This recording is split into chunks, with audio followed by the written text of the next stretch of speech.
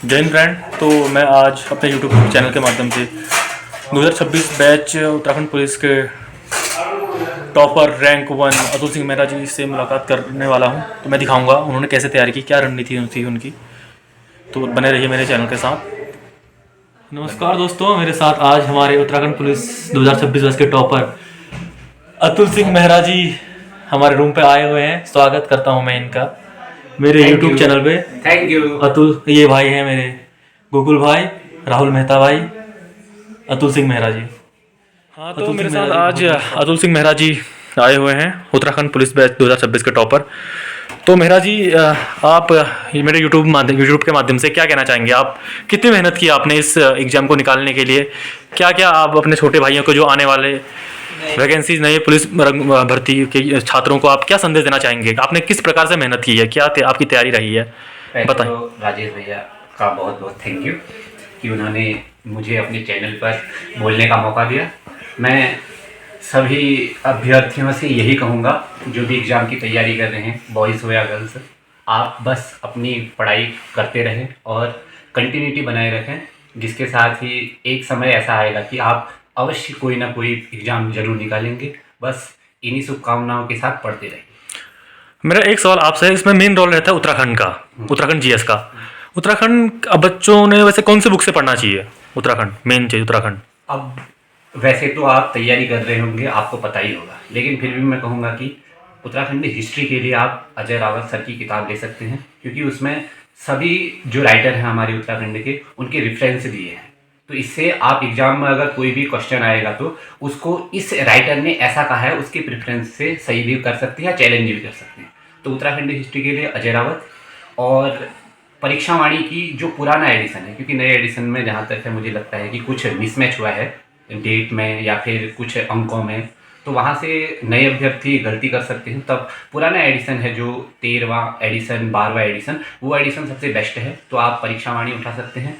और इसके साथ ही BH नेगी का नया एडिशन जो 2025 का है, उसमें क्योंकि लोकोक्तियाँ भी दी हैं, सब कुछ राइटर दिए हैं, लेखकों के बारे में जीवनी है उसमें, मतलब सब कुछ संस्कृति के बारे में, हमारे लोक कला, लोक चित्र, सबके बारे में दिया है। तो उत्तराखंड के लिए आप अजय रावत, परीक्षावाणी का पुराना एडिशन और BH नेगी का नया एडिशन ले सकते हैं बस। और उसको लगातार पढ़ते रहें, ऐसा नहीं कि आज पढ़ दिया है कल को छोड़ दिया, वो नहीं। आप BH नेगी को, परीक्षावाणी को या अजय रावत सर की किताब को आप नोट्स में लिखिए। BH नेगी तो नोट्स में लिखने की ज़रूरत भी नहीं है, क्योंकि वो तो पूरा सिस्टमेटिक दिया है, उसको तो आपने बस याद करते रहना है कि किस टॉपिक को हम पढ़ रहे हैं, उसको अच्छे से बेहतर कीजिए। और बाकी पेपर में ग्रुप सी एग्ज़ाम है, दिन अच्छा रहेगा तो एक ना दिन आपको सफलता जरूर मिलेगी। धन्यवाद। एक क्वेश्चन मेरा और है, मेन चीज़ मैं उत्तराखंड को लेकर ही कहूँगा। उत्तराखंड कितने घंटे पढ़ते थे आप एक दिन का लगभग? अब चूंकि वेटेज उत्तराखंड का 40 नंबर का है जी, तो हमने उसमें ज़्यादा ध्यान देना ही पड़ेगा। जी जी। तो आप अगर 7-8 घंटे तैयारी पढ़ाई कर रहे हैं एक दिन में, 7-8 घंटे अगर, तो 7-8 घंटे पढ़े हैं, तो मैं कहूँगा कि अब 40 नंबर का वो है तो आधा समय उसको दे दें। जैसे 3 घंटे, 3.5 घंटे आपने उत्तराखंड पढ़ ली, 2 घंटे आपने हिंदी पढ़ ली, तो 1.5 घंटे और 3.5 घंटे, 5 घंटे हो गए। 3 घंटे में आप अपनी GS तैयार कर सकते हैं, क्योंकि GS में बहुत, एक तो लेंदी है, हमें पता नहीं है कि GS में क्या आएगा। तो बेहतर बुक उठाइए या अपने नोट्स से पढ़िए, जो भी आप अपनी कोचिंग सेंटर से पढ़ते हैं या अपने बड़े बड़े लोगों से जो तुमने सीखा है उनको लीजिए, बस बार बार अपने नोट्सों को रिकॉल करते हैं। जी, देखा आप लोगों ने अतुल सिंह मेहरा जी को, कितने सभ्य और सौम्य इनकी विचारधारा है। काफ़ी मिट्टी से जुड़े हुए व्यक्ति लगे मुझे। मेरे साथ JTC कर रहे हैं चंपावत जिले में, पुलिस लाइन चंपावत में। आपका फिजिकल कितने का था सर? मेरा फिजिकल इस बार 92 का था। 92 का। और रिटर्न में कितने मार्क्स आए आपके? मेरे 73 मार्क्स। टोटल कितने का था सर आपका? टोटल मेरा 165। 165। 2026 batch Uttarakhand police number 1 rank इनका है, इन्होंने ज्वाइन किया हुआ है। आगे की क्या रणनीति है आपकी वैसे? आगे अगर सिस्टम का सपोर्ट रहा तो मैंने ऑनवर्ड जो हमारा 17 मई को हमारा जो ग्रेजुएट लेवल एग्ज़ाम होना है, मैंने वो देना है। जी जी। अगर सिस्टम ने सपोर्ट दिया कि आप जा सकते हैं एग्ज़ाम के लिए, तो उसके लिए तैयारी करेंगे। जी, मूल रूप से आप कहाँ के रहने वाले निवासी हैं? वैसे हम लोहाघाट, चंपावत जिले के लोहाघाट क्षेत्र में एक गांव पड़ता है बनाई, वहाँ का निवासी हूँ मैं। और मैंने अपनी प्रारंभिक जो पढ़ाई है वहीं प्राथमिक विद्यालय बनाई से की है। उसके बाद हमने विवेकानंद विद्या मंदिर लोहाघाट से पढ़ाई की।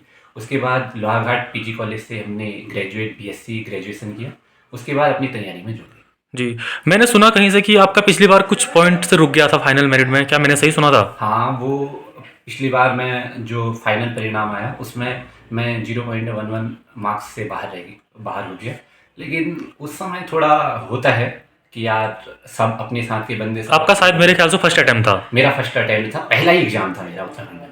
पहला एग्ज़ाम था, वही दिन अच्छा रहा तो मेरा फर्स्ट मेरिट में आ गया नाम। लेकिन फाइनल मेरिट में थोड़ा नॉर्मलाइजेशन जो क्वेश्चन जो डिलीट हुए उसकी वजह से पीछे हो गया तो बाहर हो गया था। अच्छा, एक दिन का कितने घंटे पढ़ाई करते थे सर आप इस बार? अब ऐसा तो हम नहीं कहेंगे कि कम से कम लगभग कितना घंटा पढ़ो, लेकिन जैसे कि अगर कोई नए परीक्षार्थी हैं जो तैयारी कर रहे हैं तो वो अपना पहले सिलेबस खत्म करने के लिए प्रारंभिक में 6-7 घंटे तो करने चाहिए। 6 घंटे तो मिनिमम, कम से 5 कम। घंटे 6 घंटे पढ़ लो यार कि हमने, क्योंकि सिलेबस कवर करना है। एक बार आपने सिलेबस कवर कर दिया है उसके बाद उसको रिवीजन करना है। तो रिवीजन अगर आपको थकान हो रही है, ऐसा नहीं कि रोज किसी से नहीं हो पाता है 10 घंटे 8 घंटे, लेकिन ऐसा है कि कंटिन्यूटी बनाए रखनी। रिवीजन करना है रोज। रिवीजन कर लेना है यार कि 8 घंटे पढ़ लिया मैंने, रिवीजन कर लिया। 6 घंटे पढ़ लिया, रिवीजन कर लो। मतलब रिवीजन जितने घंटे में हो जाए आपका। और जैसे एग्ज़ाम आ रहा है उस टाइम पे तो किसी ने भी अपने टाइम को बढ़ाना पड़ता है, क्योंकि एग्ज़ाम क्रैक करना है और कंपटीशन कितना है आप देख रहे हैं। तो कंपटीशन बढ़ रहा है तो उसके साथ साथ अपनी तैयारी को भी बेहतर करना है।